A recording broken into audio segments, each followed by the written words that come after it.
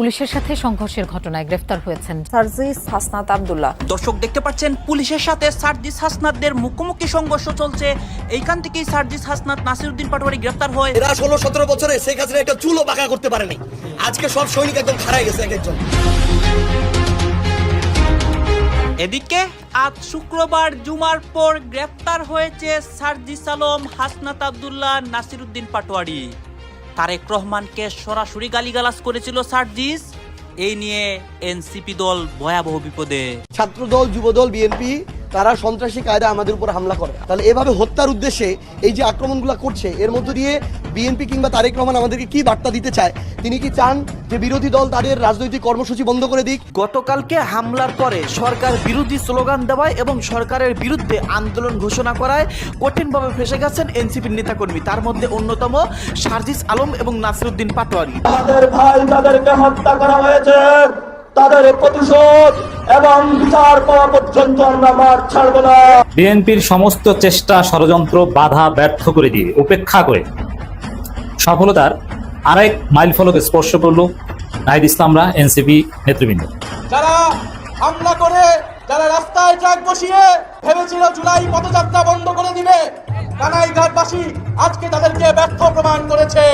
অবশেষে এনসিপির নেতা সার্জিস আলম, হাসনাত আব্দুল্লাহ সহ তাদের সবগুলাকে গ্রেপ্তার করে রিমান্ডে নেওয়া হয়েছে।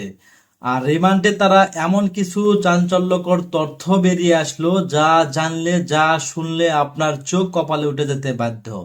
বন্ধুরা, শুধু তাই না, এই এনসিপির নেতাদেরকে রিমান্ডে নেওয়া হয়েছে এবং তাদের যে রিমান্ডে যা কিছু ফাঁস করে দিল সেই বিষয় নিয়ে আমরা আজকে আলোচনা এবং পর্যালোচনা করে এমন কিছু গুরুত্বপূর্ণ গোপন তথ্য খুঁজে পেয়েছি যা জানলে আপনি ইতিমধ্যে অবাক হতে বাধ্য। বন্ধুরা, চলুন ভিডিওতে আজকে আর বেশি কথা বাড়াবো না, সরাসরি আজকে আমরা চলে যাব মূল ভিডিওতে। আর সেখানে আজকে আমরা দেখব এই এনসিপির নেতা সার্জিস আলম, হাসনাত আব্দুল্লাহকে রিমান্ডে নেওয়ার পর তারা কি জবানবন্দি দিলেন সেই ভিডিওটি আমরা একটু পরেই দেখে আসতেছি। তার আগে আমরা ছোট্ট একটি ভিডিও ক্লিপ দেখে আসবো, তারপরেই চলে যাব মূল ভিডিওতে। বন্ধুরা, ধৈর্য ধরে একটি লাইক দিয়ে আমাদের চ্যানেলটি সাবস্ক্রাইব করে সম্পূর্ণ ভিডিও দেখতে থাকুন। তাদেরকে গ্রেফতার না করে এসে আপনি আমাদেরকে বাধা দিচ্ছেন। এখানে যে আচরণ হয়েছে, এই আচরণটা সন্ত্রাসী কায়দায়। হবিগঞ্জে এনসিপি নেতাদের উপর ন্যাক্কারজনক হামলা আর অন্যদিকে হাসনাত সার্জিসদের পথ আটকাতে পুলিশের বালুর ট্রাক। 24-এর গণ অভ্যুত্থানের পর এ কেমন স্বাধীন বাংলাদেশ দেখছি আমরা। একদিকে সরকারি দলের আধিপত্য বিস্তারের নোংরা খেলা, আরেকদিকে পুলিশের সেই পুরনো স্টাইলের হয়রানি। তাহলে কি হাসিনার পতন হলেও তাদের প্রেতাত্মারা এখনো দেশ চালাচ্ছে? দেখুন ওরা কিভাবে একজন সংসদ সদস্যের গায়ে হাত দিচ্ছে। আপনাদের কোনো রাইট নেই সংসদ সদস্যের গায়ে হাত দাও। ওরা গায়ে হাত দিচ্ছে কেন? আজ আপনাদের সামনে তুলে ধরব হবিগঞ্জ ও মৌলভীবাজারের দুটি রোমহর্ষ ঘটনার পেছনের আসল সত্যি, যা দেখলে আপনিও ভাবতে বাধ্য হবেন জুলাই বিপ্লবের ফসল কি তবে বেহাত হতে চলেছে। হবিগঞ্জের রাস্তায় যা ঘটল সেটির ব্লুপ্রিন্ট বা নকশা দেখলে অবধারিতভাবেই 2014 বা 2015 সালের আওয়ামী লীগের সেই ভয়ঙ্কর দিনগুলোর কথাই মনে পড়ে যায়। আপনাদের কি মনে আছে 2015 সালের 20 এপ্রিলের কথা?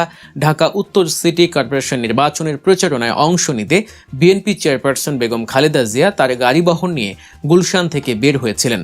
বাংলা মোটর ও কারওয়ান বাজার এলাকায় পৌঁছানোর পর আওয়ামী লীগের একদল সন্ত্রাসী ঠিক যেভাবে লাঠি, সোঁটা, ইট পাটকেল নিয়ে সেই গাড়ি বহরে হামলা চালিয়েছিল হবিগঞ্জে এনসিপি বা ন্যাশনাল সিটিজেন্স পার্টি নেতা কর্মীদের উপর, ঠিক একই কায়দায় হামলা করেছে বিএনপির কিছু নামধারী কর্মী। রেন্টে কারের একটি নিরীহ গাড়ি চালকের গাড়ি ভাঙচুর করে চালক হাত জোড় করে বাঁচার আকুতি জানানোর পরও যারা মন গলেনি তারা আর যাই হোক কোনো গণতান্ত্রিক দলের কর্মী হতে পারে না। ভাইরাল হওয়া ভিডিওতে আপনারা নিশ্চয়ই দেখেছেন সেই মাইক্রোবাস চালক জীবনে ঝুঁকি নিয়ে মার খেয়েও তার ভাড়াই চালিত গাড়িটি বাঁচানোর আপ্রাণ চেষ্টা করছিলেন, কারণ ওই একটি গাড়ির ওপরই তার এবং তার পুরো পরিবারের পেট চলে। গাড়িটির কোনো ক্ষতি হলে সেই ক্ষতিপূরণ দেওয়ার সামর্থ্য তার নেই।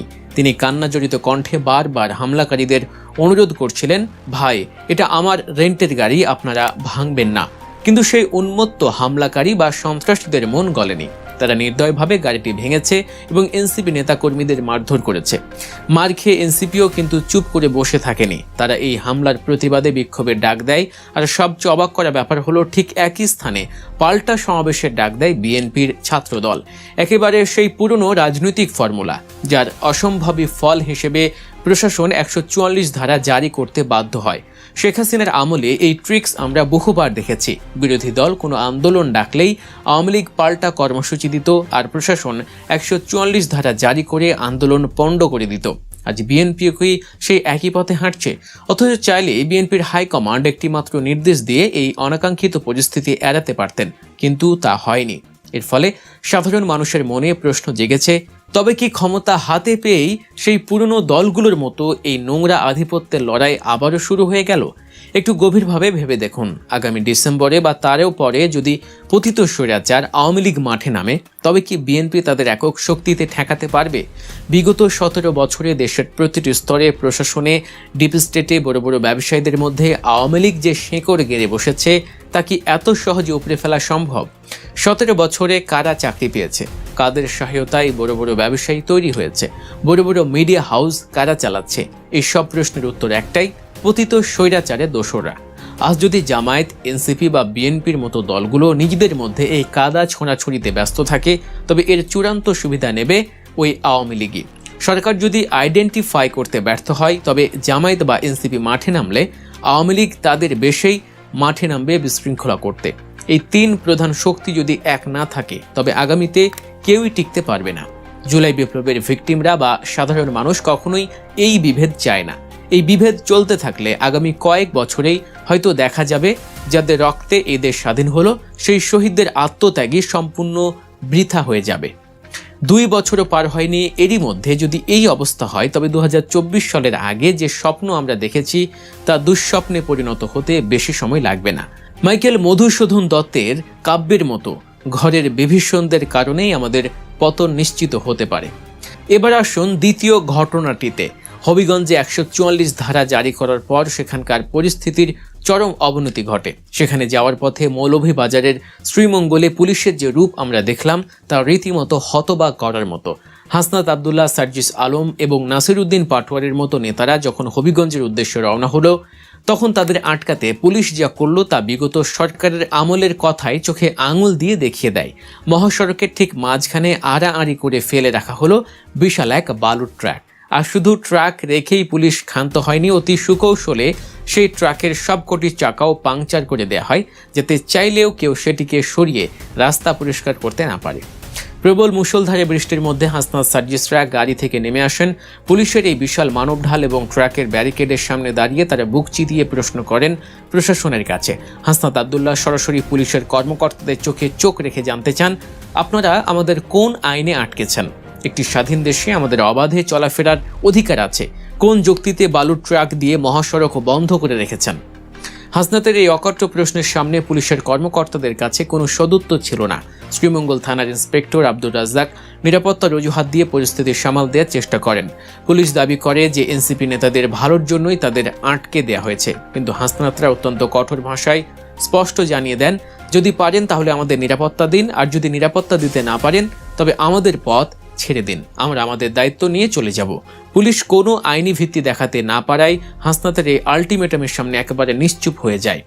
বৃষ্টিতে ভিজে একাকার হয়েও হাসনাত, সার্জিসরা এক চুলও পিছু হাঁটেনি। তারা চরম স্পর্ধার সাথে পুলিশের দেয়া সে অস্থায়ী ব্যারিকেড জোরপূর্বক ভেঙে গুঁড়িয়ে দেন। রাস্তার উপর পড়ে থাকা পাংচার হওয়া বালু ট্রাকের পাশ দিয়ে অত্যন্ত সুকৌশলে তারা পথ বের করে নেন। পুলিশের সমস্ত বাধা চুরমার করে দিয়ে এনসিপির সুদীর্ঘ গাড়িবহর আবারও ফুল স্পিডে হবিগঞ্জের উদ্দেশ্যে রওনা হয়। এই যে তরুণদের অদম্য সাহস, এই যে সিস্টেমে চোখে চোখ রেখে কথা বলার স্পর্ধা, এটাই জুলাই বিপ্লবের সবচেয়ে বড় অর্জন। জেন জি এবং জেন আলফাদের এই আন্দোলন প্রমাণ করেছে যে কোনো স্বৈরাচারী কায়দায় আর তাদের আটকে রাখতে পারবে না। ছাত্র জনতার বিপ্লবের পর যাদের দেশ গড়ার কাজে মন দেওয়ার কথা, তাদের কেন রাস্তায় বালু ট্রাকের ব্যারিকেড ফেস করতে হবে? কেন তাদের উপর রাস্তায় সন্ত্রাসীরা হামলা করবে? কেন তাদের ঠেকাতে পুলিশের পাশাপাশি বিজিবি এবং ম্যাজিস্ট্রেট নামাতে হবে? আজকের এই দুটি ঘটনায় আমাদের জন্য এক বিশাল সতর্কবার্তা। একদিকে রাজনৈতিক দলগুলোর ক্ষমতার নির্লজ্জ লোভ এবং অসহনশীলতা, অন্যদিকে প্রশাসনের ভেতরে ঘাপটি মেরে থাকা ষড়যন্ত্রকারী মহল। এই দুইয়ের সাঁড়াশি আক্রমণে যদি জুলাইয়ের ঐক্য বিনষ্ট হয়, তবে দেশের ভবিষ্যৎ আবারও এক ঘোর অন্ধকারে নিপতিত হবে। এই মাটির একটা গাছও তখন আর নিরাপদ থাকবে না, প্রতিটি গাছ হয়তো ফাঁসির মঞ্চে পরিণত হবে। এখনই সময় নিজেদের ভেতরের এই দ্বন্দ্ব থামানোর, নইলে আগামীতে এই বাংলার মাটিতে কাউকে হয়তো শান্তিতে বসবাস করতে দেয়া হবে না। আজকের এই পুরো পরিস্থিতি সম্পর্কে আপনাদের ব্যক্তিগত মতামত কি? ছাত্র নেতাদের পথ আটকাতে পুলিশের এই পুরনো কৌশল এবং রাজনৈতিক দলগুলোর এই নগ্ন সংঘর্ষ আগামী দিনের জন্য কোনো অশনি সংকেত?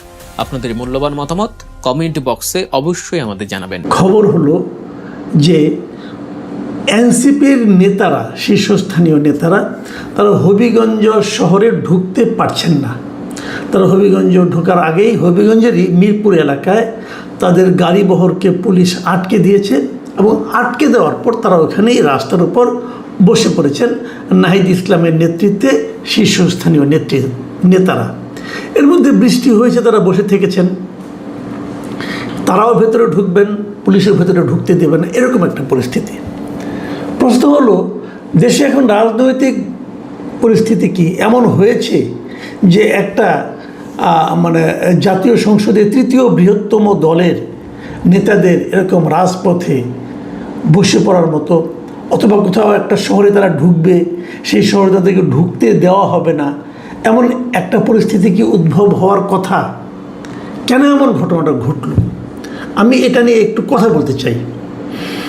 ঘটনাটা আপনারা জানেন যে গতকালকে যেটা হয়েছিল, মঙ্গলবার দিন, তারা সেখানে তাদের যে জুলাই পদযাত্রা, সেই জুলাই পদযাত্রা উপলক্ষে তারা হবিগঞ্জে গিয়েছিল আজকে, ওই গতকালকে। সেখানে তারা মিটিং করেছে। মিটিং করার পর তারা যখন ফিরে আসবে, সার্কিট হাউসে যাবে, তখন তাদের গাড়ির উপর বেপরোয়া হামলা হয়েছে এবং সেই হামলাগুলোর ভিডিও আমরা বিভিন্ন জায়গায় দেখেছি, সোশ্যাল মিডিয়ায় দেখেছি। একাধিক ভিডিও আমারও চোখে পড়েছে, আমার ধারণা আপনারাও দেখেছেন। সেই ভিডিওগুলোতে দেখা যাচ্ছে যে তারা এনসিপির যারা নাকি লোকজন যারা আছে তাদেরকে বেধড়ক পিটাচ্ছে, লাঠি দিয়ে পিটাচ্ছে, রড দিয়ে পিটাচ্ছে। এনসিপির লোকজন যে গাড়িতে করে এসেছিল সেই গাড়ির ড্রাইভারকে পিটাচ্ছে। পরে দেখলাম যে সার্জিস আলমের হাতে ব্যান্ডেজ, তাকেও পিটানো হয়েছে। তো এই যে ঘটনাগুলো, এগুলো কেন ঘটলো? ওখানকার যিনি আপনার ছাত্রদলের যিনি লিডার আছেন, তারা বলছেন যে তারা সেখানে এমন অশালীন কথাবার্তা বলেছে এবং খুবই আপত্তিকর কথাবার্তা বলেছেন ওই জনসভায় এনসিপির নেতারা, বিশেষ করে পাটোয়ারি সাহেব, যে কারণে বিক্ষুব্ধ ছাত্র জনতাই নাকি এই কাজটা করেছে। আর এনসিপির পক্ষ থেকে অভিযোগ করা হয়েছে এই কাজটা করেছে ছাত্র দলের লোকজন। তো ছাত্র দলই করুক আর বিক্ষুব্ধ জনতাই করুক, আমার প্রশ্নটা হলো, কেউ যদি কোনো জায়গায় কিছু কথা বলে, আমি জানি, আমি মানিও এটা, যে এনসিপির নেতাদের কথাবার্তা অশালীন অনেকেরই, বিশেষ করে নাসিরুদ্দিন পাটোয়ারি সাহেবের কথা তো অশালীন বটেই। উনি যেন প্রভোকেটিং ওয়েতে কথাবার্তা বলেন, উনি প্রভোক করেন যে আমাকে মারো মারো। উনি যখন রাজনৈতিক কথাবার্তা বলেন, প্রতিপক্ষকে আক্রমণ করে কথা বলেন, তখন যেন মনে হয় কি যে উনি আমন্ত্রণ করছেন যে তারপরেও তোমরা আমাকে মারছো না কেন, আমাকে অ্যাটাক করো। তো এই ধরনের কথাবার্তা উনি বলেন, বহুদিন ধরেই বলেন, এবং এইভাবে বলে বলে ওনার বেশ জনপ্রিয়তাও হয়েছে, এটাও সত্য। অনেকে ওনাকে পছন্দও করেন এই সমস্ত উত্তেজক কথাবার্তা বলার জন্যই। তো সেটা হতেই পারে, এটা যার যার স্ট্র্যাটেজি, যার যার পলিটিক্যাল স্ট্র্যাটেজি, এটা নিয়ে আমার কোনো বক্তব্য নেই। আপনি তাকে পছন্দ করতে পারেন, নাও পছন্দ করতে পারেন। আমি ব্যক্তিগতভাবে এই ধরনের কথাবার্তাকে পছন্দ করি না।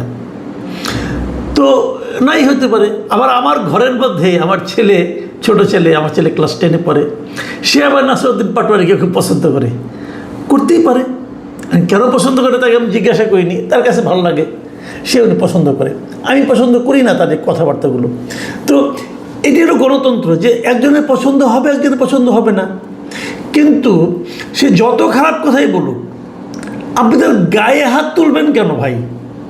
আমার প্রশ্নটা এখানেই, যদি আপনি মনে করেন যে তার কথায় আপনার নেতাকে অপমান করা হয়েছে, তার কথায় আপনি নিজের মানহানি হয়েছে, আপনি নিজে হয়তো অপমানিত হয়েছেন, আপনি তার বিরুদ্ধে আইনের আশ্রয় নিতে পারেন।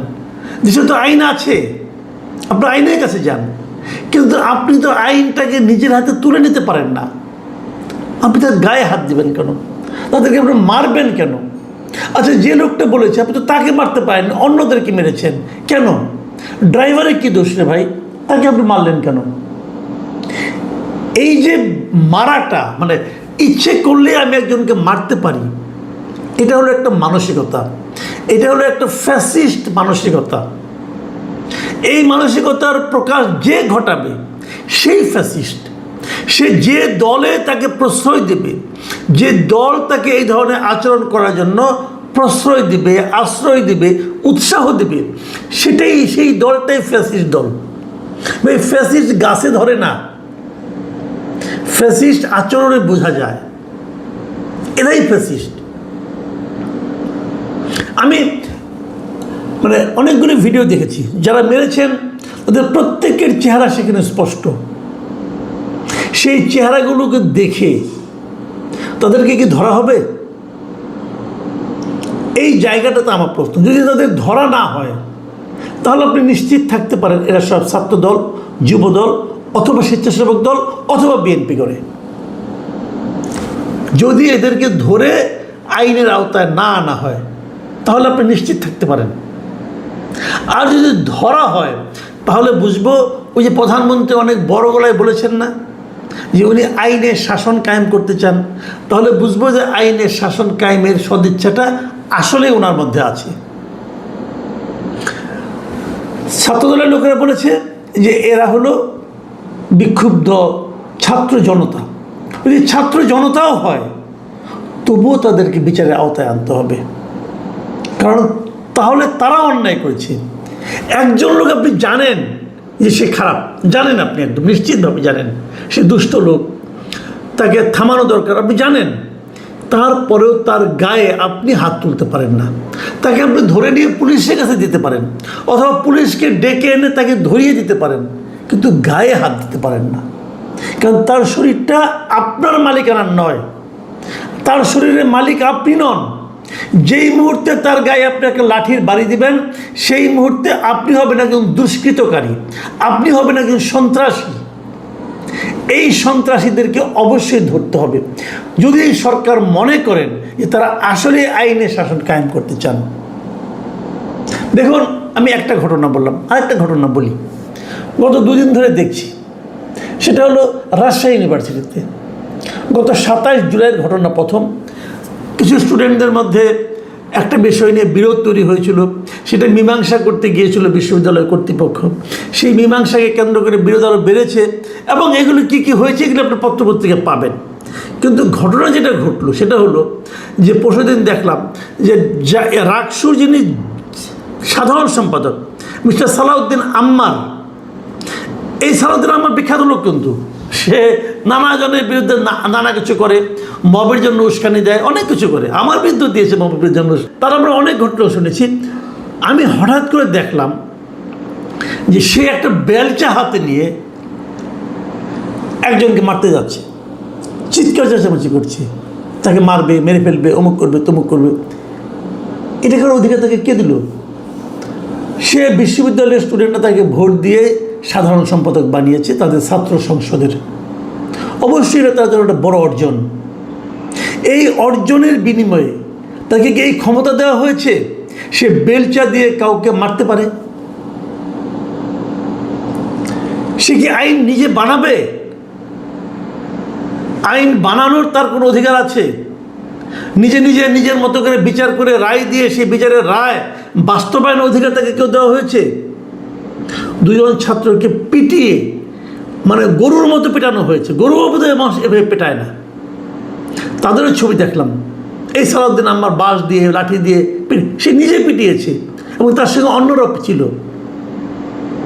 পেটানোর পর দেখলাম যাদেরকে পিটিয়েছে তাদেরকে পুলিশ অ্যারেস্ট করেছে। অপরাধ কি? অপরাধ হলো তারা নাকি নিষিদ্ধ ঘোষিত ছাত্রলীগের সমর্থক। নিষিদ্ধ হয়েছে ছাত্রলীগ কবে? সেটার এখনও সমর্থক আছে, তার প্রমাণটা কি? তার গায়ে লেখা ছিল যে আমি ছাত্রলীগের সমর্থক? লেখা ছিল? কে সিদ্ধান্ত দিল? সালাউদ্দিন আম্মার সিদ্ধান্ত দিয়েছেন। ওনার কাছে মনে হয়েছে এই লোকটা ছাত্রলীগের সমর্থক, অতএব তাকে পেটানো যায়। বাংলাদেশ কোনো বিশ্বের কোনো আইন এটাকে সমর্থন করবে?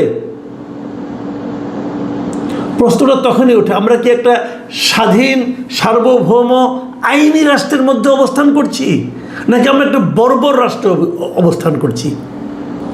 আইন কি বলে? রাজশাহীতে কি কোনো আইন প্রয়োগকারী সংস্থা আছে? আছে নাকি তারা ঘুমাচ্ছে, চুরি পরে বসে আছে? এই প্রশ্নটা আমি করতে চাই। সাংবাদিকরা এটা নিয়ে লেখালেখি করেছে। পরে দেখলাম প্রেস কনফারেন্সে সালাউদ্দিন আম্মার এবং তার যে রাকসুর যিনি ভিপি, তারা আবার সাংবাদিকদের বিরুদ্ধে বলছে, তাদের বিরুদ্ধে অশালীন আক্রমণ করছে তারা। তো হয়েছে নাকি? বলছে এরা নাকি মায়া কান্না করছে, এই ধরনের কথা বলছে যে মোস্তাকুর রহমান জাহিদ, যিনি নাকি রাকসুর ভিপি, ছাত্র শিবিরের নেতা। মানে তারা মারবে, পিটিয়ে ফেলে দেবে, সেই কথা বললে পরে হলো ওটা মায়া কান্না। ওই লোকটাকে মানুষটা কোন দেশে বাস করছি আমরা? তারপর যে মার খেলো তাকে আপনি অ্যারেস্ট করলেন। কি অপরাধে অ্যারেস্ট করলেন আপনি তাকে? এই যে বিষয়গুলো, এগুলো কিন্তু কেবল দেশের মধ্যে না, দেশের সচেতন মানুষের মধ্যে না, এগুলো কিন্তু দেশের বাইরেও বিভিন্ন মানবাধিকার সংস্থার কাছে কিন্তু এই মেসেজগুলো যায়। তারা আসলে কি? আজকে দেখলাম একটা ইংরেজি দৈনিকে, the Times of Bangladesh, Salauddin আম্মারকে নিয়ে একটা বড় বিশাল একটা ফ্রন্ট পেজে একটা বিশাল স্টোরি করেছে। সেই স্টোরি দেখা যাচ্ছে সে তার ওই বড় বড় চুল নিয়ে, পাঞ্জাবি পায়জামা পরে, একটা বেলচা কাঁধে নিয়ে সে দাঁড়িয়ে আছে। আর হেডলাইনটা কি? আম্মার্স র্যাকলেস রেইন অ্যাট RU, মানে রাজশাহী ইউনিভার্সিটি। মানে রাজশাহী ইউনিভার্সিটিতে আম্মারের যে বেপরোয়া রাজত্ব, এই হলো সেই লেখার শিরোনাম। ইংরেজিতে লেখা, বিদেশিরা পড়ে না এটা। এটা বিদেশিরা পড়ে এদেশের আইন শৃঙ্খলা নিয়ে তাদের কী ধারণা হচ্ছে। রাজশাহী যারা নাকি আইন শৃঙ্খলা রক্ষার দায়িত্বে আছেন, তাদের সম্পর্কে তাদের কত উচ্চ ধারণা হচ্ছে। বিশ্ববিদ্যালয় কর্তৃপক্ষ হয়তো বিশ্ববিদ্যালয় কর্তৃপক্ষ করবে তো কী করবে? তারা তো নিজেরাই ভয়ে কাঁপে। কতগুলি মেরুদণ্ডী লোক ওখানে বসে আছে, নিজেরাই ভয়ে কাঁপে। এবং এই রিপোর্টটা যদি আপনারা পড়েন, যদি সময় পান পড়ে নিন, ডিটেল কাহিনী আছে আম্মারের অতীত কর্মকাণ্ড সম্পর্কে। সেগুলো পড়লে যে কেউ বলবে এই ছবিটা বরং কম করা হয়েছে, ছবিটাতে কম দেখানো হয়েছে। আমি মাননীয় প্রধানমন্ত্রীকে বলবো যে আপনি আপনার কোন ইমেজটা মানুষকে দেখাতে চাচ্ছেন, আপনি আপনার কোন ইমেজ তৈরি করতে চাচ্ছেন, সেগুলো আমরা একটু বুঝতে চাই ভাই। যে জিনিসটা রাজশাহীতে ঘটছে, যে জিনিসটা হবিগঞ্জে ঘটছে, এ ধরনের আরও অনেক ঘটনা ঘটছে দেশে। সালাউদ্দিন আহমেদ সাহেব জ্ঞানী লোক, আমার কাছে তো মাঝে মাঝে ওনাকে ফিলোসফারের মতো মনে হয়, স্বরাষ্ট্রমন্ত্রীর দায়িত্বে আছেন। ওনারা কি এগুলি দেখেন না ভাই? এগুলি পড়েন না আপনারা? আপনাদের একটুও লজ্জা লাগে না? আরেকটা কথা বলি, সেটা হলো হবিগঞ্জে যে গতকালকে ঘটনা যেটা ঘটেছে, এরপর আজকে আবার যে এনসিপির লোকজন সেখানে গেছে, এটা ওরা আমার কাছে একটু বাড়াবাড়ি মনে হয়েছে। মানে এটা হলো কি, ওই পায়ে পা দিয়ে ঝগড়া করার যে ব্যাপারটা, আমার কাছে এটা এরকম মনে হয়েছে। আপনাদের কালকে অনুষ্ঠান করেছেন, আপনাদেরকে আপনারা প্রহিত হয়েছেন, আপনি তার বিচার চান, কিন্তু আবার আজকে ওখানেই আবার অনুষ্ঠান করতে হবে, এই জেদ এর কি মানে আছে ভাই? আপনাদের সঙ্গে তো লোক নেই, আপনাদেরকে জিনিস বুঝতে হবে। এই লোকগুলো দুষ্ট, পুলিশ যারা আপনাদেরকে মারছে তারা দুষ্ট লোক, মানলাম। পুলিশ আপনাদেরকে হেল্প করছে না, ওটাও মানলাম। তাহলে আপনি ওখানে আবার যাচ্ছেন কেন? মানে ইনভাইট করছেন যে আসো আমাদেরকে মারো, অথবা আপনি কার ইগোতে আঘাত করছেন? তো এটাও কিন্তু আমার কাছে একটু বাড়াবাড়ি মনে হয়েছে। আমি মনে করি যে আমাদের মধ্যে গণতান্ত্রিক যে চিন্তাটা, গণতান্ত্রিক যে চেতনাটা, এটা যদি সবার মধ্যে না আসে, আপনি এক পক্ষের কাছ থেকে আশা করলে কিন্তু হবে না। তবে এই জিনিসটা আগে আসতে হবে সরকারের কাছ থেকে, কারণ এই সরকার রাষ্ট্র ক্ষমতায় আছে, তার আগে আইন শৃঙ্খলা ব্যবস্থাকে ঠিক করবে। কে অপরাধ করলো তার মুখের দিকে তাকাবে না, অপরাধের দিকে তাকাবে, তার ব্যাপারে ব্যবস্থা নেবে, তারপর তারা দেখবে যে আর কি হয়। বাংলাদেশে হবিগঞ্জে এনসিপির নেতৃবৃন্দের উপরে হামলা এবং রাজশাহী বিশ্ববিদ্যালয়ে সালাউদ্দিন আম্মারের উপরে হামলা। আশ্চর্যজনকভাবে এই দুটি ঘটনার একটি ঘটনাও কোনো পত্রিকায় আসে নাই। ঘটনাগুলো উল্টা এসেছে। এনসিপি কি এটা নাটক করলো? খতিয়ে দেখা উচিত। বুঝেন, একটা ছেলের চোখ প্রায় অন্ধ হওয়ার পর্যায়ে আছে, সার্জিসের হাত ভেঙে ফেলছে। রাজশাহী মহানগরীর সেক্রেটারি, এনসিপির সেক্রেটারির হবিগঞ্জের হাতটুক একরকম হাড্ডিতে ইনজুরি করে ফেলছে, অসংখ্য আহত হয়েছে। এইসব না বলে মাসুদ কামালের মতো লোকেরা বলছে এটা কি সাজানো কিনা দেখা উচিত। অন্যদিকে রাজশাহী বিশ্ববিদ্যালয়ে ঘটনাটা কি আপনারা বলতে পারেন নিশ্চয়ই। আম্মার 2 জন ছাত্রলীগের কর্মীকে ধরে পুলিশে দিয়ে দিয়েছে। এই কারণে পত্রিকাগুলো, সমকাল সহ কিছু পত্রিকা নিউজ করেছে যে আম্মারকে লাগাম ছাড়া আম্মার। ছাত্রলীগের কোনো কথা এখানে নাই। এই যে ঘটনা, হবিগঞ্জে ছাত্রলীগের উপরে, এনসিপির উপরে বিএনপি হামলা করলো, আপনার আম্মারকে এভাবে নিউজ করলো, আম্মারকে হামলাও করলো। এরপরে চাঁপাইনবাবগঞ্জের শিবিরের উপরে হামলা করলো, চট্টগ্রামের শিবিরের 60 জনকে আহত করলো। এসব তারেক রহমান কি উপভোগ করছেন? তিনি কি এনজয় করছেন? এসব রক্তাক্ত অধ্যায়ের ব্যাপারে তার নির্দেশনা কি? তার স্বরাষ্ট্রমন্ত্রীকে তিনি কি কোনো নির্দেশনা দিচ্ছেন বাগাড়ম্বর না করে আইন শৃঙ্খলা পরিস্থিতি নিয়ন্ত্রণে আনো? সারা দেশে যেই পরিমাণ চাঁদা হচ্ছে, টার্গেট করে এনসিপির তরুণদের উপরে হামলা হচ্ছে, শিবিরের অ্যাক্টিভ কর্মীদের উপরে নানান জায়গায় হামলা হচ্ছে। সবচাইতে বলি যে 2 মাস আগে ডাকসুর শাহবাগ থানায় ঢুকে ডাকসু নেতাদেরকে থানার ভিতরে যেভাবে পিটেছে, এই ঘটনাগুলো তারেক রহমান এনজয় করেছে কিনা আমি জানি না। সালাউদ্দিন আহমেদের কাছে কতটা এনজয়েবল মনে হয়েছে এই ঘটনা আমার জানা নাই। তবে দেখেন রাজশাহী বিশ্ববিদ্যালয়ে আসলে কি ঘটেছে।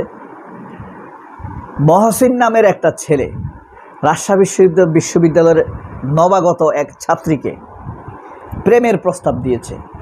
মেয়েটি প্রেমের প্রস্তাবে রাজি হয় নাই। তখন তার 2 বন্ধু মেয়েটিকে ফোন করে বলেছে, তুমি বাসায় চলে যাও, নাইলে তোমার সমস্যা হবে। মেয়েটি স্বাভাবিকভাবে ভয় পাওয়ার কথা। তখন প্রক্টরের কাছে প্রক্টর ওই মহসিনকে ধরে ফেলে। প্রক্টরের রুমে এটা সালিশ দরবার বসে। ওই মহসিনকে বাঁচানোর জন্য তার আরও 3 বন্ধু আসে। আসার পর তারা মহসিনকে নির্দোষ বলে দাবি করে। বুঝেন, এরপরে গতকাল আবার এটা নিয়ে প্রক্টরের রুমে বৈঠক হয়।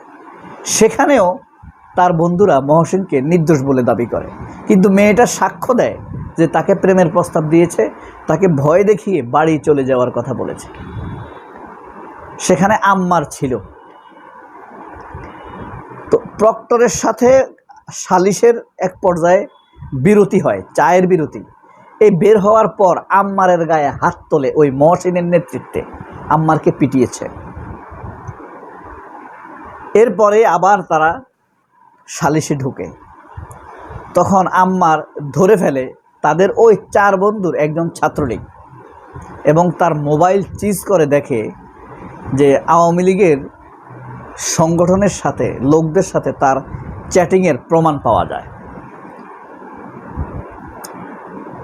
তাহলে ছাত্রলীগ প্রমাণিত হয়েছে, পুলিশও তাদেরকে অ্যারেস্ট করেছে।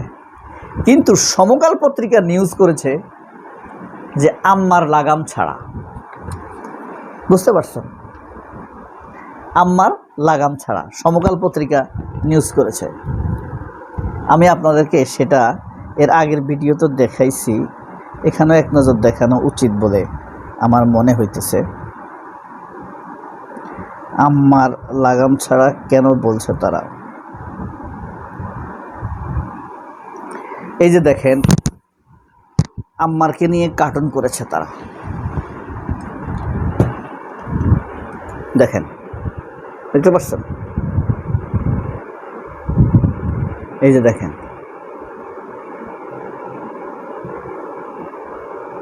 বিশাল নিউজ করছে আম্মারকে নিয়ে, অথচ সন্ত্রাসী ছাত্রলীগ ধরা খেয়েছে এখানে। এই ব্যাপারগুলো তারেক রহমান এনজয় করছেন। কিভাবে বলছি? যারাই নাকি তথ্য প্রমাণ ছাড়া উল্টা পাল্টা অন্যদেরকে গালাগালি করে তাদেরকে তিনি ভালো ভালো চাকরি দেন। যেমন রাশেদকে দিয়েছেন। রাশেদ গত 6 মাসে যত কথা বলেছে তার 90% মিথ্যা, উগ্র, অভদ্র, তথ্য উপাত্তহীন। এই কারণে তারেক রহমান এনজয় করছেন, এই কারণে তাকে তার সেক্রেটারি করেছেন। দেখেন, রাজশাহীর জিএস আম্মারের উপর হামলা হয়েছে, তারেক রহমান উপভোগ করছেন। নইলে এই ব্যাপারে নির্দেশনা নেই কেন? ডাকসুতে হামলা হইল নির্বাচিত নেতাদের উপরে, এদের ব্যাপারে কোনো অ্যাকশন নাই কেন?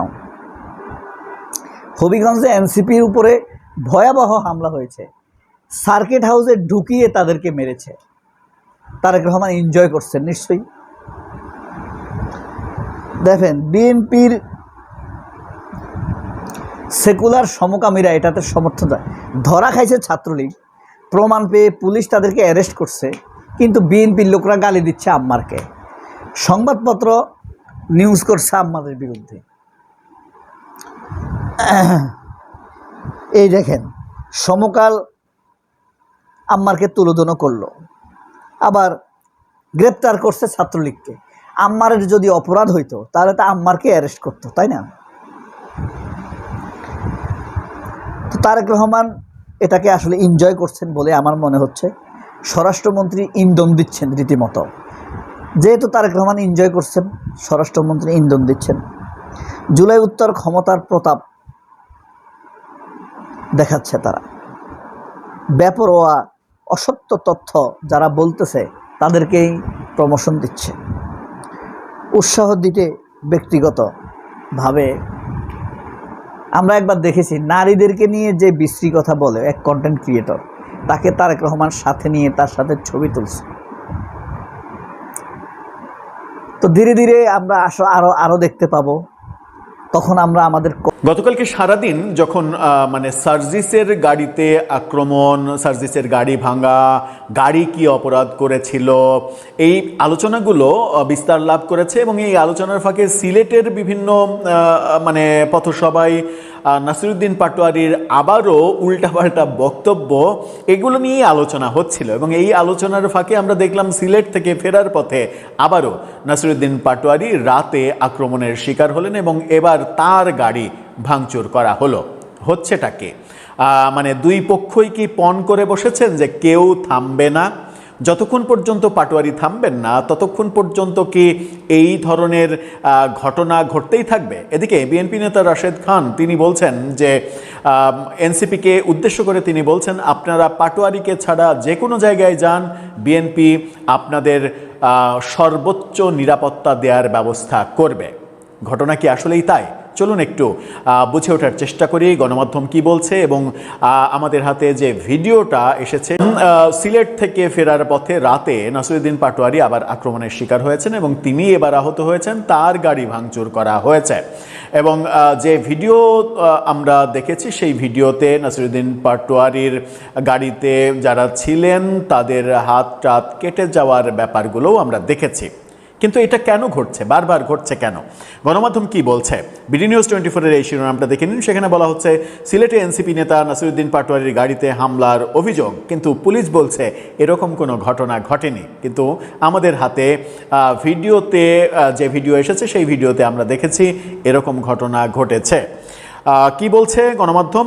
সিলেটের জৈন্তাপুরে জুলাই পদযাত্রা শেষ করে সিলেট শহরে ফেরার পথে জাতীয় নাগরিক পার্টি এনসিপির মুখ্য সমন্বয়ক নাসিরুদ্দিন পাটোয়ারির গাড়ি হামলার মুখে পড়েছে। পুলিশ বলছে এরকম কোনো ঘটনা ঘটেনি। রাত 11:15টার পরে 11টার দিকে এই হামলার ঘটনা ঘটে বলে এনসিপি সিলেট জেলার সদস্য সচিব প্রকৌশলী কামরুল আরিফ নিশ্চিত করেছেন। তিনি বলেছেন, আমরা হরিপুর বাজার থেকে প্রোগ্রাম শেষ করে সিলেটে ফেরার পথে হামলার ঘটনাটা ঘটেছে। হরিপুর থেকে গাড়ি ছাড়ার 15 মিনিট পর সিলেট শহরে প্রবেশ করার আগে হামলাটি হয়। বর্তমানে আমরা সুরমা গেটে আছি, মানে যখন তিনি এই কথা বলেন। এই সিলেটের গোলাপগঞ্জ, এটা আমরা অবশ্য গুলিয়ে ফেলি, মানে গোপালগঞ্জ জেলা সিলেটেও একটা গোলাপগঞ্জ আছে, ওটাকে অনেকে মনে করেন ওটা গোলাপগঞ্জে এনসিপি নেতা সার্জিস আলমের গাড়ির বহরে হামলা ভাঙচুরের ঘটনার পরে এটা আবার ঘটল। নিজের ফেসবুকে নাসিরুদ্দিন পাটোয়ারি লিখেছেন, সিলেটে আবারও গাড়িতে হামলা, গাড়ির কাঁচ ভেঙে দুজনকে রক্তাক্ত করা হয়েছে। আমরা একটি গণমাধ্যমের কল্যাণে যে ভিডিওটা হাতে পেয়েছি সেই ভিডিওর মানে শব্দ ছাড়া ভিডিওটা একটু দেখুন। মানে গাড়ির গ্লাস ভেঙে গেছে, ভাঙচুর, মানে সেখানে ইট মারা হয়েছে বোঝাই যাচ্ছে, এবং ভেতরে দুজনের হাত বেশ মানে ক্ষত তৈরি হয়েছে, এরকম দৃশ্য এই ভিডিওতে দেখা যাচ্ছে। ফেসবুকে দেওয়া এক ভিডিওতে মানে যেটা মানে বললাম সেটা গণমাধ্যমের কাছেও এসেছে। গাড়ির গ্লাস ভাঙা, ভেতরে বসে থাকা ব্যক্তির আঙুলের রক্ত, এই ব্যাপারগুলো তো দেখালাম। তবে জৈন্তাপুর থানার ওসি মাহবুবুর রহমান মোল্লা তিনি বলছেন, জৈন্তাপুরে কোনো হামলার ঘটনা এরকম ঘটেনি। প্রোগ্রাম শেষে আমি নিজে জনতা গেট পর্যন্ত দিয়ে এসেছি, প্রচুর বৃষ্টি হচ্ছে, রাস্তাঘাট ফাঁকা ছিল, হামলার ঘটনাটা মিথ্যা। মজা বেঁধেছে আসলে। হামলার বিষয়ে শাহপরান থানার ওসি খন্দকার মোস্তাফিজুর রহমান বলেন, এনসিপির গাড়ি বহরে কোনো হামলার ঘটনা ঘটেনি। মানে এই ভিডিওটা এটা এআই দিয়ে তৈরি করা। সিলেট সার্কিট হাউসে ফিরে সাংবাদিকদের সঙ্গে কথা বলেন পাটোয়ারি এবং সার্জিস। হামলার প্রতিবাদ জানিয়ে পাটোয়ারি বলেন, তারা সমাবেশ করে ফিরছিলেন, 3 থেকে 4 মিনিট পর গাড়ি চলন্ত অবস্থায় বিকট শব্দ হয়। পরে তিনি হাতে আঘাতের বিষয়টি অনুভব করেন। প্রথমে ইটের আঘাতে গাড়ির কাঁচ ভেঙে গিয়ে তার সঙ্গে যিনি ছিলেন তার সেই ইট লাগে। প্রধানমন্ত্রীকে উদ্দেশ্য করে তিনি বলেন, তারেক রহমানকে বলবো, আপনি মস্ত বড় একটা ভুল করছেন এবং এই ভুলের কাফফারা দিতে হবে। এটা আমি ব্যক্তিগতভাবে নিয়েছি, মানে এটা তিনি ব্যক্তিগতভাবে নিচ্ছেন, যেহেতু তার উপরে এবার হামলা হয়েছে। এর আগে তিনি এই ব্যাপারগুলোকে ব্যক্তিগতভাবে নেননি।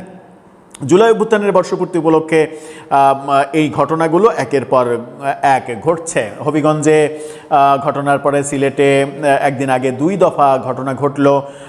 এবার মানে সার্জিসের গাড়ির পরে নাসিরুদ্দিন পাটোয়ারির গাড়িতে হামলা করা হলো, এবং মানে এই হামলাটা কেন করা হয়েছে এর পেছনে যদি কারণ অনুসন্ধান করতে যাই তাহলে আমরা নাসিরুদ্দিন পাটোয়ারির একটা ভিডিও ছড়িয়ে পড়তে দেখেছি, যেখানে আগের দিন তিনি বলেছিলেন যে আমি আর কোনো কথা বলবো না, চুপ থাকবো, মানে আমার কথার জন্যই যদি সমস্যা হয় তাহলে চুপ থাকবো।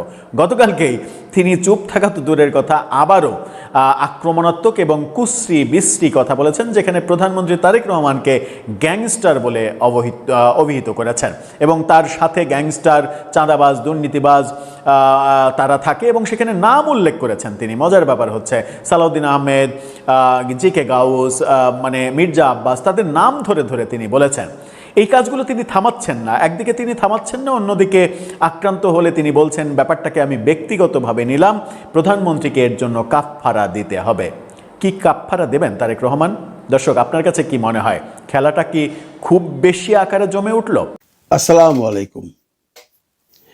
জুলাই যুদ্ধ নিয়ে বা জুলাই আন্দোলন নিয়ে বাংলাদেশে 2টো ভাগ আছে, আমরা জানতাম। একটি ভাগ হলো যে পরাশক্তিকে পরাজিত করা হয়েছে তাদের একটা দল, আর যারা পরাজিত করেছে তাদের একটা দল।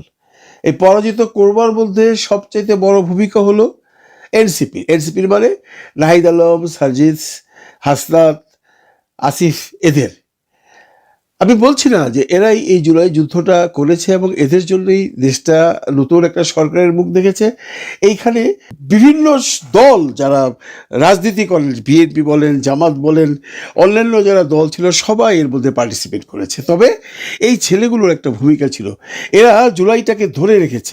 আজকে এনসিপি সৃষ্টি না হতো তাহলে এই জুলাই যুদ্ধ নিয়ে কেউ কথা বলতো না, আমরা সেটাই দেখছি, তাই নয় কি? এই জুলাই যুদ্ধ নিয়ে, জুলাইয়ের ব্যাপারে কটা রাজনৈতিক দল এখন কথা বলছে? কেউ বলছে না, একমাত্র এনসিপি বলছে, বা একমাত্র এনসিপি এই জুলাইয়ের স্মৃতিরা ধারণ করে বিভিন্ন শহরে, বিভিন্ন মফস্বলে, বিভিন্ন ডিস্ট্রিক্ট শহরে তারা বিভিন্ন রকম পদযাত্রা, পদশোভা এবং মানুষকে মনে করিয়ে দিতে চাচ্ছে যে জুলাই আমরা ভুলিনি। অন্য কোনো দল কিন্তু তেমন কোনো ভূমিকা রাখেনি। আজকে সেই একটা জুলাই পদযাত্রা করতে গিয়ে হবিগঞ্জে, গতকালকে হবিগঞ্জে এনসিপির সার্জিস আলম এবং নাসিরউদ্দিন পাটোয়ারি লাঞ্ছিত হয়েছে। আপনারা ভিডিওটা দেখেছেন, ভিডিওটা সয়লাভ হয়ে গেছে। কিভাবে পিটিয়েছে এই জুলাই যুদ্ধে জড়িত ছেলেগুলো। যদিও সার্জিস আলম এবং নাসিরউদ্দিন পাটোয়ারিকে এমনভাবে আঘাত করতে পারেনি, শুধুমাত্র সার্জিস আলমের হাতে ব্যথা পেয়েছে। নাসিরউদ্দিন পাটোয়ারিকে আমরা দেখিনি, সে কি ভালো আছে না সুস্থ আছে জানি না, তবে রাতে তারা ঢাকায় ব্যাক করেছে। যেভাবে পিটিয়েছে, এইভাবে কিন্তু আপনারা যদি একটু অতীতের দিকে তাকান তাহলে এইভাবে কিন্তু ওই সময় প্রফেসর ডক্টর মোহাম্মদ ইউনূস সাহেবের 18 মাসের কালে এইভাবে কেউ কাউকে পিটায়নি, আমরা দেখিনি। দেখুন যে গাড়ির ড্রাইভারটা, এটা একটা ভাড়া করা রেন্টেকারের ড্রাইভার, ও বলছে চিৎকার করে, ভাই আমি রেন্টেকারের ড্রাইভারটাকে পিটিয়েছে। যে ছেলেগুলো সেই পদযাত্রায় অংশগ্রহণ করে বাড়ি ফিরছিল তাদের রাস্তায় ধরে পিটিয়েছে, বেদম পিটিয়েছে। তাদের হাতে রড, হকি স্টিক, এমনকি রামদাও ছিল বলে বলছে আমাদের সার্জিস আলম। কেন? কারা করেছে? সার্জিস আলমের কথা উনি পরিষ্কার বলে যাচ্ছেন, এটা বিএনপির ছাত্রদল, যুবদল এবং বিএনপির কর্মীরা করেছে এবং জিকে গাউসের ছেলেপেলেরা করেছে।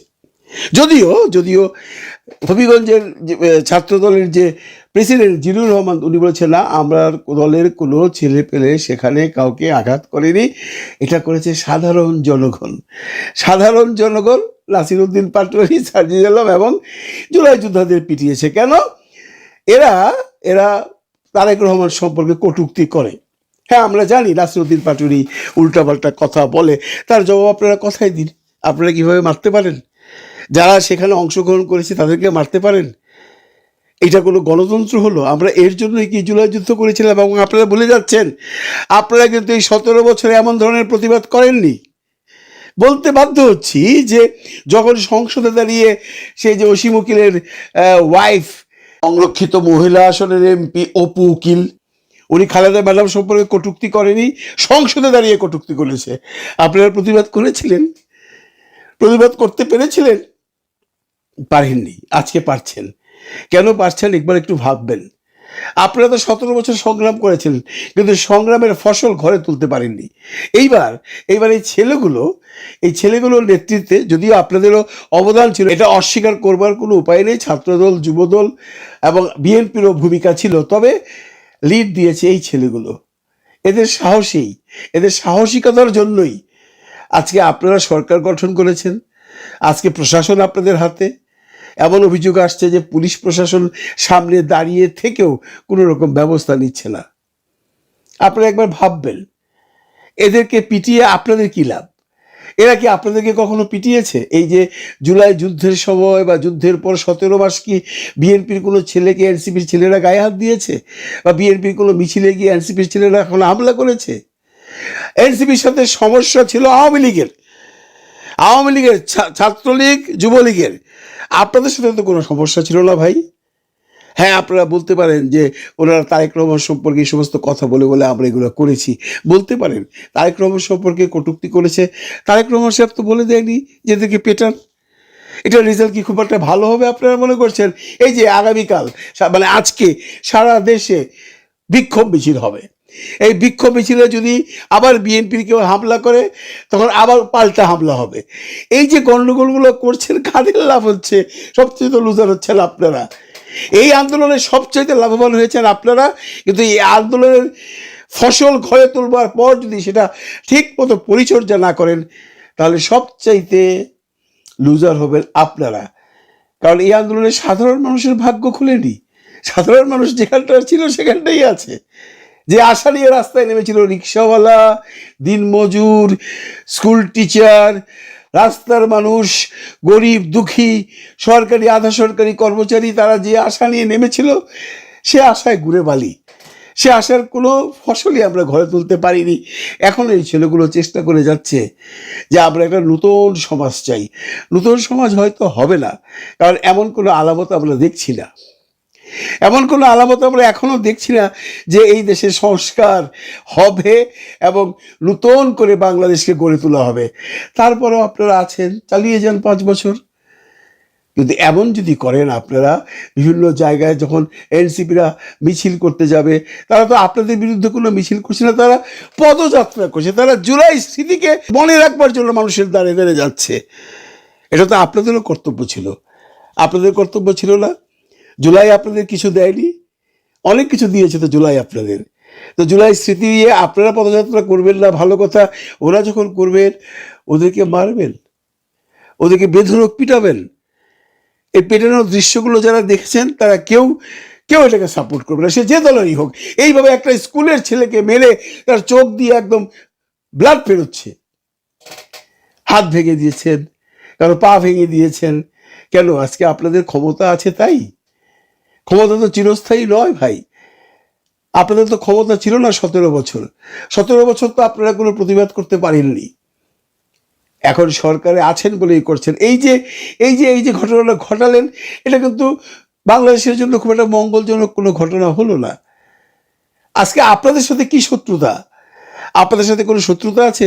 শত্রুতা থাকলে আবারও বলছি, আওয়ামী লীগের সাথে আছে, ছাত্রলীগের সাথে আছে, যুবলীগের সাথে আছে। কই? ওরা তো আসেনি।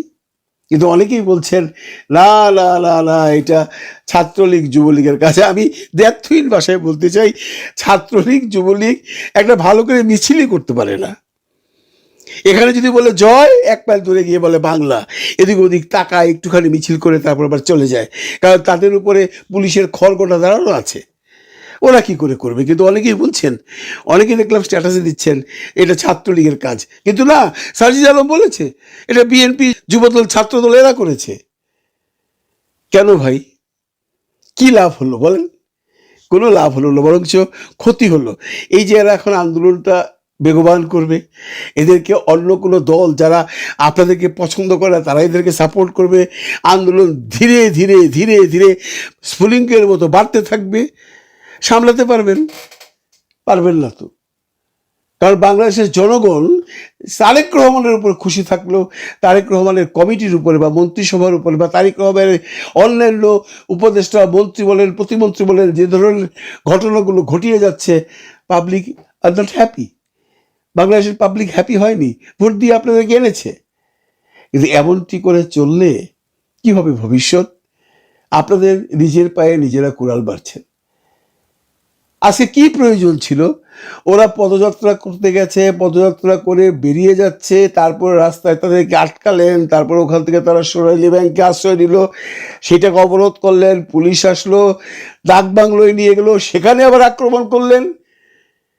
এমন কিছু করে ফেলেছে এনসিপি আপনাদের সাথে? আমার তো মনে হয় না। আপনি যে দেখছেন, আপনি বলুন তো এনসিপি কি করেছে বিএনপি বা ছাত্রদল যুবদলের এগেনস্টে? এমন কোনো ঘটনা ঘটিয়েছে যার জন্য তাদেরকে এরকম বেধড়ক পিটাতে হবে? আমরা এখন স্পষ্টত দেখতে পেয়েছি যে হবিগঞ্জ ছাত্র দলের রেড টি শার্ট পরে কিছু ছেলে পেলে ওদেরকে পিটাচ্ছেন, মানে এনসিপির সমর্থকদের পিটাচ্ছেন। এখন অনেকেই বলছেন এরা যদি ছাত্র দলেরই হতো তাহলে কীরকম নিজের আইডেন্টিফিকেশনটা পিছিয়ে লাগিয়ে, মানে সেই দলের টি শার্ট পরে, যে দলের টি শার্টে লেখা আছে ছাত্রদল হবিগঞ্জ শাখা, তারা সেগুলো পরে করতো। হ্যাঁ, করেছে। কারণ আমরা কোনোভাবেই বিশ্বাস করতে চাই না, বা আমি অন্তত এইটা বিশ্বাস করি না যে এইখানে আওয়ামী লীগ, ছাত্রলীগ বা যুবলীগ জড়িত আছে। আমি আগেও বলেছি আওয়ামী লীগ, ছাত্রলীগ, যুবলীগ তাদের জেদ আছে এনসিপির উপর। কিন্তু এই যে ঝামেলাটা করেছেন বা যে ঝামেলাটা হয়েছে হবিগঞ্জে, সেখানে ছাত্রলীগ যুবলীগ নেই। থাকতে পারে না, ওরা নিজেরাই দৌড়ের উপরে আছে ভাই। ওরা কি করে এখানে আসবে, এসে এনসিপিকে আক্রমণ করবে? শুধু একটা কথাই বলতে চাই যে দেখুন, বাংলাদেশের মানুষ শান্তি চায়, বাংলাদেশের মানুষ একটা ভালো সরকার চায় এবং বাংলাদেশটা যেন ভালোভাবে চলে। এই জন্য একটা ইলেকশন চেয়েছিল, 17 বছর যারা ভোট দিতে পারেনি সেই ইলেকশনের অধিকারটা এই ছেলেগুলোর নেতৃত্বে এনে দিয়েছিল। এরা এই নেতৃত্বটা দিয়েছিল বলেই, এই যুদ্ধটা করেছিল বলেই আজকে আপনারা সরকার গঠন করেছেন। আপনাদের মাননীয় প্রধানমন্ত্রী 17 বছর বিদেশে থাকবার পর দেশে এসে প্রধানমন্ত্রিত্ব নিয়েছেন। ওনাকে একটু শান্তিমতো কাজ করতে দিন না। আপনারা ভালো কাজ করে দেশ চালান, কারো কোনো আপত্তি নেই। কিন্তু এইভাবে যদি ওরা যেখানে পদযাত্রা করতে যাবে সেখানে আপনারা ওদের উপর হামলা চালান, একসময় কিন্তু ওরাও গর্জে উঠবে। আজকে ওখানে ওদের মানুষজন কম ছিল, কিন্তু এমনও জায়গা আছে যেখানে এনসিপির প্রচুর সমর্থক আছে, সেখানে তাদের সাথে আপনাদের পাল্টা হামলি হবে, মারামারি হবে, কাটাকাটি হবে এবং এর জেদ তো গিয়ে পড়বে বর্তমান সরকারের উপর। মানুষ বলবে বা জনসাধারণ বলবে সরকার দেশ শাসন করতে পারছে না। কার লাভ হলো এটা করে? কার লাভ হলো? বন্ধুরা, আমরা মনে হয় বাংলাদেশটাকে আর কোনো শান্তির দিকে নিয়ে যেতে পারবো না, কারণ দেশে বিভিন্ন ধরনের সমস্যা তো লেগেই আছে। আপনারা জানেন, দেশে বিনিয়োগ নেই, অর্থনৈতিক অবস্থা ভালো নয়, শান্তি শৃঙ্খলা নেই, চারিদিকে অনার সৃষ্টি, খুন খারাপি চলছেই, সামলাতে পারছে না এই সরকার। তদুপরি একটি রাজনৈতিক দল, নিবন্ধিত রাজনৈতিক দল, যাই দলের বেশ কয়েকজন এমপি বর্তমানে আছে আমাদের এই সংসদে, তাদের দলের একটি পদযাত্রায় যাওয়ার পর যদি সরকারি দলের লোকজন ওদেরকে এইভাবে পেটায় বা ওদের উপর আক্রমণ করে, এতে করে কি ওই দলের, মানে যে দলটি আক্রমণ করেছে ওই দলের ভাবমূর্তি বাড়লো না ভাবমূর্তি কমলো? হবিগঞ্জে ও মৌলভীবাজারে এনসিপি নেতাদের উপর যে বিএনপির সন্ত্রাসী হামলা, এটা কি সুপরিকল্পিত? ইনক্লুডিং হবিগঞ্জে এক ছাত্র শক্তি নেতা, এনসিপির এক কর্মী, ছাত্র শক্তি এনসিপি একই কথা, তার চোখ গলিয়ে দেওয়া হয়েছে রড দিয়ে পিটিয়ে, ছাত্রদল রড দিয়ে পিটিয়ে চোখ গলিয়ে দিয়েছে। এগুলো কি ম্যাচ ফিক্সিং, পরিকল্পিত নাটক? এমনটাই দাবি করেছেন বাংলাদেশ ইসলামী ছাত্র শিবিরের সাবেক কেন্দ্রীয় সভাপতি জাহিদুল ইসলাম। জাহিদুল ইসলামের বক্তব্যে তোলপাড়, মধ্যরাতে এই বক্তব্য। এনসিপির উপর বিএনপির হামলা, নানান কিছুকে ছাপিয়ে আলোচনার বিষয় হয়েছে জামাত এনসিপি সম্পর্ক। জামাতের কেউ কেউ জাহিদুল ইসলামের বক্তব্য ডিফেন্ড করছে, বলছে যে রহস্য আছে, নইলে জাহিদুল ইসলাম বললেন কেন? যদিও জাহিদুল ইসলামের আগেও আরো কয়েকজনে এই ধরনের কথা বলেছে, যেটা আমি আমার আলোচনাগুলোতে একটা পার্সপেক্টিভ হিসাবে কয়েকবার টেনে এনেছিলাম, যে এরকম একটা স্কুল আছে, এরকম একটা বিলিফ আছে যেটা পরিকল্পিত, ম্যাচ ফিক্সিং।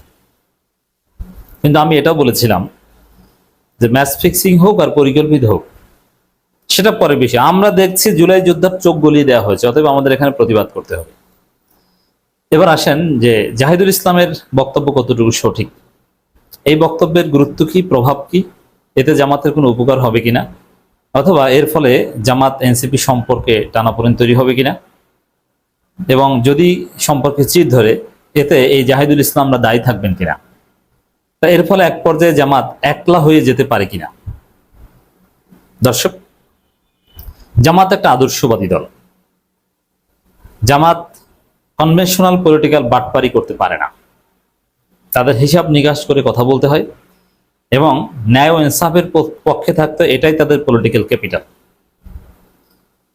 ন্যায় ও ইনসাফ থেকে দূরে সরে গেলে জামাতের রেলেভেন্স নেই। জামাতের চারিত্রিক অধপতন ঘটলে জামাত শেষ, কিন্তু আওয়ামী লীগ বিএনপির চারিত্রিক অধপতন ঘটলে কিছুই হয় না। একদম হাতে নাতে প্রমাণটা দেখেন তো।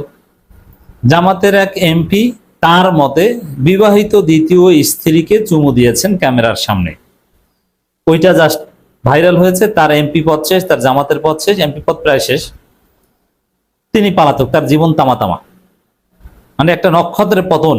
জাস্ট দ্বিতীয় স্ত্রীকে নিয়ে হোটেলে গিয়েছেন, এটা তার দাবি। দ্বিতীয় স্ত্রী কিনা, দ্বিতীয় স্ত্রী অবশ্যই। এখন দ্বিতীয় স্ত্রী থাকা অবস্থায় চুমু দিয়েছেন না পরে দিয়েছেন, এটা নিয়ে প্রশ্ন করা যায়, কিন্তু দেরিতে হলো, রেজিস্ট্রেশন করেছেন, বিয়ে করেছেন। তো দর্শক, এটা নিয়ে সারা বাংলাদেশে কি ঘটেছে আপনারা দেখেছেন। কিন্তু বিএনপির একজন এমপি এবং প্রতিমন্ত্রী এর চাইতে হাজার গুণ জঘন্য ঘটনা ঘটিয়েছে। একদম সরাসরি সেক্সুয়াল ইন্টারকোর্স, যেটা ভিডিও থেকে বোঝা যায় এবং আলাপ আলোচনা ফাঁস থেকে বোঝা যায়, এবং এক অসহায় নারীকে তার অসহায়ত্বের সুযোগ নিয়ে, যার পড়াশোনা বা তার দেখভালের দায়িত্ব নিয়েছিলেন এমপি ফরহাদ হোসেন, তাকে খেয়ে দিয়েছে। কি জঘন্য, কি ক্ষমতার অপব্যবহার!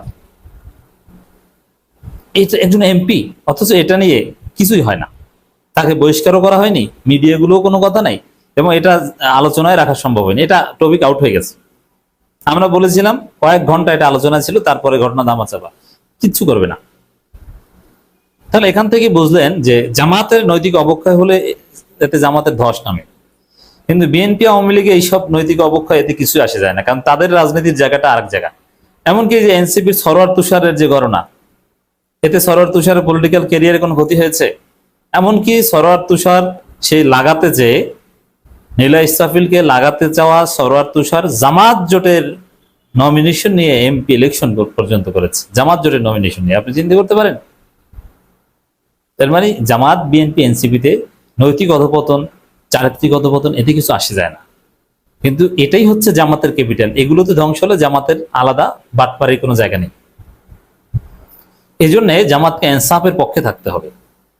এখন জাহিদুল ইসলামের বক্তব্যটা আপনি জাস্ট এই পার্সপেক্টিভ, আমি এতক্ষণ যেটা বললাম, আপনি দেখছেন যে জমিনে রক্ত ঝরছে, একজনের চোখ চিরতরে অন্ধ করে দিয়েছে, আপনি তার পক্ষে না, তার প্রতিবাদ না জানিয়ে, তার পক্ষে না দাঁড়িয়ে, আক্রান্তদের ভিকটিমদের পক্ষে না দাঁড়িয়ে এটাকে সুপরিকল্পিত বলছেন। এটা তো আপনার দলের যে মৌলিক ক্যাপিটাল, ইনসাফ পরিপন্থী।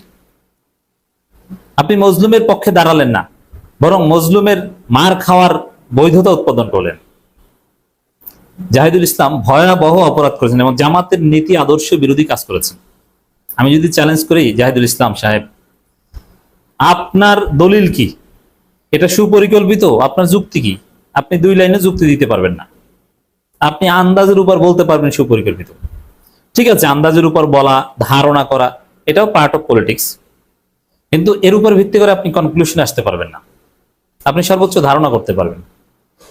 তো সেই জায়গায় একদম ক্লিয়ার কনক্লুশনে যাওয়ার মতো বক্তব্য শিবিরের একজন সাবেক কেন্দ্রীয় সভাপতির কাছ থেকে দুঃখজনক। তারই বক্তব্য প্রত্যাহার করা উচিত। তার চাইতে বড় বিষয়, জামাত ইসলামী তো এটা মনে করে না।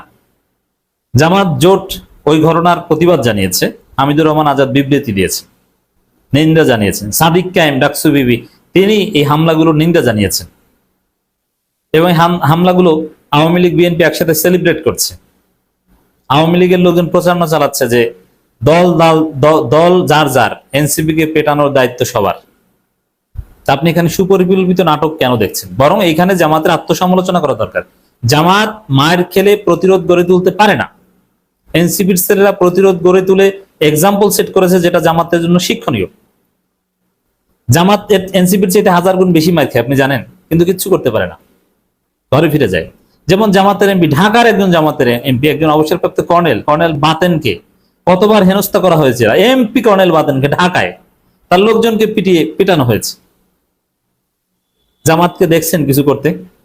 জামাতের আমির সেখানে গেছে না? জামাতের সেলিব্রিটিরা সেখানে যে মামলা নিতে বাধ্য করে তুলকামাল কাণ্ড ঘটিয়ে দিয়েছে। বরং এইটা সন্দেহজনক যে আপনি কেন মাইরকে কিছু বলেন না, আপনার সাথে সরকারের সমঝোতা আছে কিনা। আপনি এখানে এনসিবি কে বলছেন সুপরিকল্পিত। আপনি এরকম একটা ধারণা, বা এনসিবির কেউ বা হাসনাতের বা সার্জিসের এই আচরণটা সন্দেহজনক মনে হয়, ব্যক্তি কেন্দ্রিক আপনি 2-1টা প্রশ্ন তুলতে পারেন, কিন্তু ঢালাও ভাবে এটা আপনি বলতে পারেন না। সাতক্ষীরা জামাত এমপির বাসভবনে হামলা হয়েছে, জামাত তো কিছুই করতে পারেনি, মামলা নিতে বাধ্য করতে পেরেছে। এনসিপি প্রতিরোধ গড়ে তুলতে পারছে। এখন জামাতের এইসব অযোগ্যতার কারণে, অদক্ষতার কারণে, আনস্মার্টনেসের কারণে জামাত প্রতিরোধ গড়ে তুলতে পারছে না। এটা জামাতের ফেইলুর, এই কথা আমরা স্পষ্ট বলছি এবং বলবো। এই জায়গায় জামাতকে কাজ করতে হবে, এখানে এনসিপি থেকে শিখতে হবে। আমরা জামাতের পক্ষে বলবো, কিন্তু জামাতের দুর্বলতাটাকেও যদি আমরা শক্তি হিসাবে চালিয়ে দিই, তাহলে তো জামাত মারা খাবে। তাহলে তো জামাতের পক্ষে আমার বলা হলো না। জামাতকে দুর্বলতা কাটাতে হবে। আপনি আপনার দুর্বলতা সমাধান করতে পারছেন না, আপনি আরেকজন সম্পর্কে কুধারণা পোষণ করছেন কোন যুক্তি প্রমাণ দলিল ছাড়া। এটা সুপরিকল্পিত, আপনি দলিল দেন, পারবেন না। অতএব জাহিদুল ইসলামের এই বক্তব্য সম্পূর্ণ ভিত্তিহীন এবং জামাতকে দৃশ্যপটের বাইরে রাখতে যত সম্ভব এনসিপির প্রতি জনসমর্থন সিম্পিতি তৈরি করতে এই ধরনের ঘটনা। তা আপনি পাল্টা অন্যভাবে দৃশ্যপটে থাকেন, তা আপনি দৃশ্যপটের বাইরে চলে গেলে এটাও তো আপনার ব্যর্থতা এবং ওদের সফলতা, ওরা যদি দৃশ্যপটে আসতে পারে। এটা যদি বিএনপি এনসিপি পরিকল্পিত হয়েও থাকে তারপরে এটা তাদের সফলতা, আপনার ব্যর্থতা। আপনি এটা লজ্জা থাকলে বলতেন না, আপনি তো পারেন না রাজনীতি করতে। বরং আপনারা ওই এনসিপির অনেকে তো বলছে যে আপনার এমপি আলোচনায় আসে জুলাই মাসে 2 টাকার হোটেলে যে। তো দর্শক, এই ধরনের কথাগুলো অনাকাঙ্ক্ষিত। জাহিদুল ইসলামের এই বক্তব্য সম্পূর্ণ ভুল, এর কোনো ভিত্তি নেই, এ ধরনের কথা বলা উচিত না। এবং এই ধরনের কথা জামাত যদি ভবিষ্যতে রাজনৈতিকভাবে একলা হয়ে যায়, মিত্রহীন বন্ধুহীন হয়ে যায়, জাহিদুল ইসলামদের এই অযাচিত কথাবার্তাগুলো এর জন্য দায়ী থাকবে। ধন্যবাদ প্রিয় দর্শকবৃন্দ, আমাদের ফুল ভিডিওটি ওয়াচিং করার জন্য আপনাকে জানাই অসংখ্য অসংখ্য ধন্যবাদ। বন্ধুরা, বর্তমান দেখতেই পাচ্ছেন বাংলাদেশের রাজনীতির অবস্থা কি অবস্থা হয়ে গেছে। এনসিপিকে এখন যেভাবে পাচ্ছে সেভাবেই কিন্তু অপমান করা শুরু করে দিয়েছে। অলরেডি আমরা দেখতে পাচ্ছি তাদের সাথে জামাতের সাথে খুব একটা ভালো সম্পর্ক নেই এবং বিএনপির সাথেও খুব একটা ভালো সম্পর্ক নেই এবং আওয়ামী লীগের সাথে তো একদম তাদের যেটা বলতে হয় মেন হ্যাটার্স। যাই হোক, আপনারা এনসিপির দল এবং এই সার্জিস আলম হাসনাত আবদুল্লাহকে কিভাবে দেখেন অবশ্যই কমেন্ট বক্সে কমেন্ট করতে ভুলবেন না। আর হ্যাঁ, এমন নিত্য নতুন আপডেট খবর সবার আগে পেতে চাইলে এখনই আমাদের এই পিচ্চি সাকিব ছোট ইউটিউব চ্যানেলটি সাবস্ক্রাইব করুন। ধন্যবাদ।